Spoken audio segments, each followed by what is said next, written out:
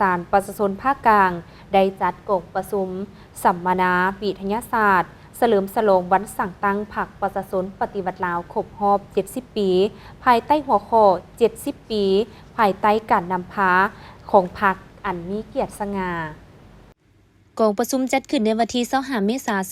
2025โดยการเป็นประธานของสหายพันศรีธัญวงศ์เลขาคณะหน่วยภาคภาคทานรักษาการประธานศาลประชาชนภาคกลางมีรองเลขาหัวหน้าคณะศาลผู้พิพากษาผู้ช่วยผู้พิพากษาสมาชิกพรรคสมบูรณ์สำห้องเข้าร่วมสหายพันศรีธัญวงศ์ได้ให้รู้ว่าการสัมมนาครั้งนี้มีความหมายทางด้านทฤษฎีและพฤติกรรมเป็นการหวนคืนมูลเสื้ออันสง่างามและผลงานอันยิ่งใหญ่แห่งการนำพาของพรรคประชาชนปฏิวัติลาวตลอด 70 ปีแห่งการก่อตั้งและนำพาภารกิจปฏิวัติอยู่ประเทศเฮาการสั่งตั้งพรรคประชาชนลาวเป็นเหตุการณ์การเมืองอันยิ่งใหญ่ในประวัติศาสตร์ของชาติลาวมันบ่งบอกว่าแต่นี้ต่อไปพรรคปฏิวัติลาวเป็นผู้รับเอาภารกรรมประวัติศาสตร์อันสักการะบูชาแห่งการนำพาการปฏิวัติลาวก้าวขึ้นการกำเนิดของพรรคประชาชนลาวเป็นการสมทบระหว่างขบวนการต่อสู้รักชาติของประชาชนลาวบรรดาเผ่าและลัทธิมาร์กเลนินที่ประธานโฮจิมินห์นำมาเผยแพร่เข้าสู่อินโดจีนเป็นการสืบทอดภารกิจที่มีเกียรติสง่าของพรรคคอมมิวนิสต์อินโดจีนรับเอาภารกรรมประวัติศาสตร์อันแสนยุ่งยากแต่สง่าราศีแห่งการนำพาการต่อสู้ของประชาชนลาวเป็นขีดหมายแห่งการขยายตัวใหม่และปิดบาทเลี้ยวที่สำคัญยิ่งในประวัติศาสตร์ของการปฏิวัติลาวนับแต่ปี 1975 เป็นต้นมาพรรคได้กลายเป็นพรรคกำอำนาจและสั่งตั้งอำนาจการปกครองใหม่ขึ้นพรรคเฮาได้เอาใจใส่นำพาแก้ไขและฟื้นฟูเศรษฐกิจสังคมโดยซุ่มใส่แก้ไขผลร้ายของสงครามและของสังคมที่ระบบเก่าป่าไว้เฮ็ดให้ชีวิตการเป็นอยู่ของประชาชนค่อยๆก้าวเข้าสู่สภาพปกติทั้งเอาใจใส่ขยายการศึกษาลบล้างความบ่ฮู้หนังสือปกปักรักษาและเสริมขยายวัฒนธรรมอันดีงามของชาติของเผ่า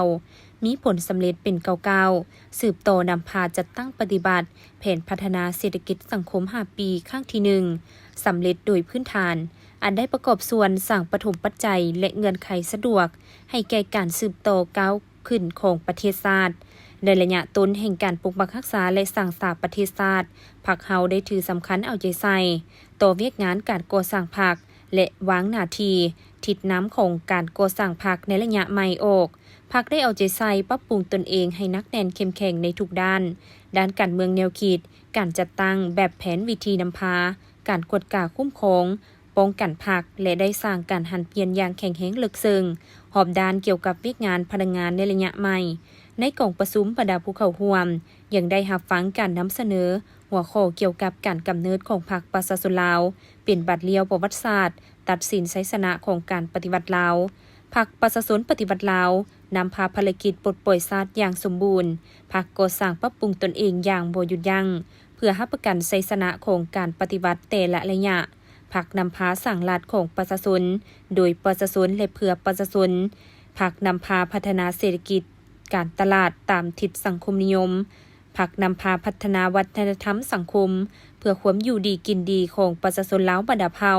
พรรคนำพาเต้าโฮมความสามัคคีเป็นปึกแผ่นทั่วปวงชนลาวทั้งชาติพรรคนำพาเวียกงานป้องกันชาติบนเส้นทางก้าวเข้าสู่จุดหมายสังคมนิยมพรรคนำพาก่อสร้างกำลังป้องกันความสงบเข้มแข็งมีแบบแผนทันสมัยพรรคนำพาเปิดกว้างการพัวพันร่วมมือกับต่างประเทศในโอกาสเดียวกันท่านนางทิพวรรณจันทวงศาห้องหัวหน้าแผนกจัดตั้งกฎกาศาลประชาชนภาคกลางได้ผ่านข้อตกลงฉบับเลขที่ 201/สสปสลงวันที่20 กุมภาพันธ์ 2025ว่าด้วยการย่องโยและสมเสยพนักงานศาลประชาชนภาคกลางในนั้นย่องโย45 สหายหญิง17 สหายสมเสย14 สหายหญิง5 สหายต่างหน้ามอบโดยสหายพันศรีธัญวงศ์เลขาคณะหน่วยภาคภาคทานรักษาการประธานศาลประชาชนภาคกลาง